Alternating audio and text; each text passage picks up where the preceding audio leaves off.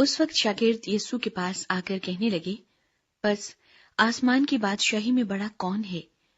اس نے ایک بچے کو پاس بلا کر اسے ان کے بیچ میں کھڑا کیا اور کہا، میں تم سے سچ کہتا ہوں کہ اگر تم توبہ نہ کرو اور بچوں کی مانند نہ بنو تو آسمان کی بادشاہی میں ہرگز داخل نہ ہوگی۔ بس جو کوئی اپنے آپ کو اس بچے کی مانند چھوٹا بنائے گا وہی آسمان کی بادشاہی میں بڑا ہوگا، اور جو کوئی ایسے بچے کو میرے نام پر قبول کرتا ہے وہ مجھے قبول کرتا ہے۔ دوسروں کے لیے ٹھوکر کا سبب نہ بنے۔ لیکن جو کوئی ان چھوٹوں میں سے جو مجھ پر ایمان لائے ہیں کسی کو ٹھوکر کھلاتا ہے، اس کے لیے یہ بہتر ہے کہ بڑی چکی کا پاٹ اس کے گلے میں لٹکایا جائے اور وہ گہرے سمندر میں ڈبو دیا جائے۔ ٹھوکروں کے سبب سے دنیا پر افسوس ہے، کیونکہ ٹھوکروں کا ہونا ضرور ہے، لیکن اس آدمی پر افسوس ہے جس کے باعث سے ٹھوکر لگے۔ بس اگر تیرا ہاتھ یا تیرا پاؤں تجھے ٹھوکر کھلائے تو اسے کاٹ کر اپنے پاس سے پھینک دے۔ ٹنڈا یا لنگڑا ہو کر زندگی میں داخل ہونا تیرے لیے اس سے بہتر ہے کہ 2 ہاتھ یا 2 پاؤں رکھتا ہوا تو ہمیشہ کی آگ میں ڈالا جائے۔ اور اگر تیری آنکھ تجھے ٹھوکر کھلائے تو اسے نکال کر اپنے پاس سے پھینک دے۔ کانا ہو کر زندگی میں داخل ہونا تیرے لیے اس سے بہتر ہے کہ 2 آنکھیں رکھتا ہوا تو آتش جہنم میں ڈالا جائے۔ کھوئی ہوئی بھیڑ کی تمثیل۔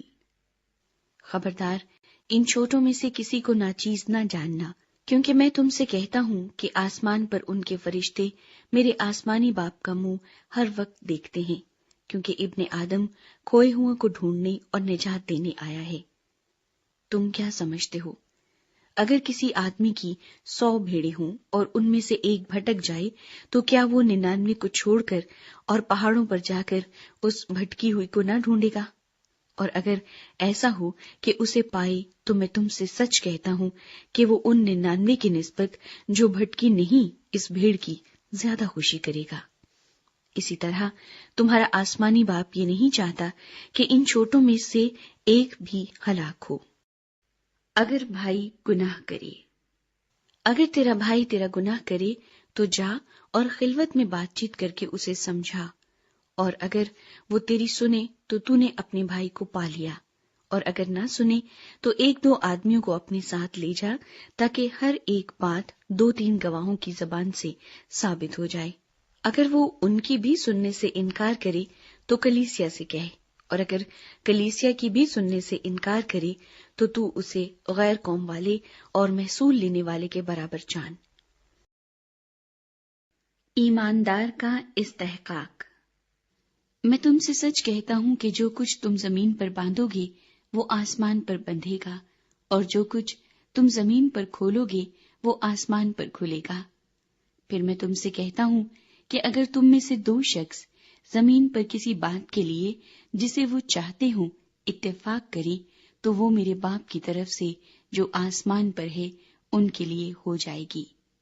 کیونکہ جہاں 2 یا 3 میرے نام پر اکٹھے ہیں وہاں میں ان کے بیچ میں ہوں۔ معاف نہ کرنے والے نوکر کی تمثیل۔ اس وقت پطرس نے پاس آ کر اس سے کہا، اے خداوند، اگر میرا بھائی میرا گناہ کرتا رہے تو میں کتنی دفعہ اسے معاف کروں؟ کیا 7 بار تک؟ یسوع نے اس سے کہا، میں تجھ سے یہ نہیں کہتا کہ 7 بار، بلکہ 7 دفعہ کے 70 بار تک۔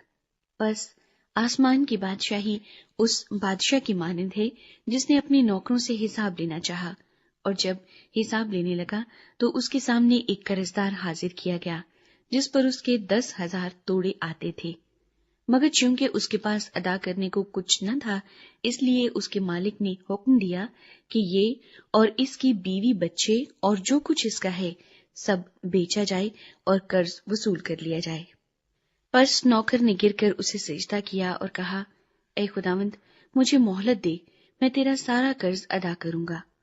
اس نوکر کے مالک نے ترس کھا کر اسے چھوڑ دیا اور اس کا قرض بخش دیا۔ جب وہ نوکر باہر نکلا تو اس کے ہم خدمتوں میں سے ایک اس کو ملا جس پر اس کے 100 دینار آتے تھے۔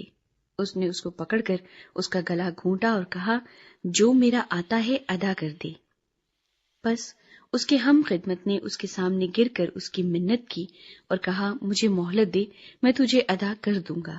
اس نے نہ مانا، بلکہ جا کر اسے قید خانے میں ڈال دیا کہ جب تک قرض ادا نہ کرے قید رہے۔ اس پر اس کے مالک نے اس کو پاس بلا کر اس سے کہا، اے شریر نوکر، میں نے وہ سارا قرض تجھے اس لیے بخش دیا کہ تو نے میری منت کی تھی۔ کیا تجھے لازم نہ تھا کہ جیسا میں نے تجھ پر رحم کیا تو بھی اپنے ہم خدمت پر رحم کرتا؟ اور اس کے مالک نے خفا ہو کر اس کو جلادوں کے حوالے کیا کہ جب تک تمام قرض ادا نہ کر دے قید رہے۔ میرا آسمانی باپ بھی تمہارے ساتھ اسی طرح کرے گا اگر تم میں سے ہر ایک اپنے بھائی کو دل سے معاف نہ کرے۔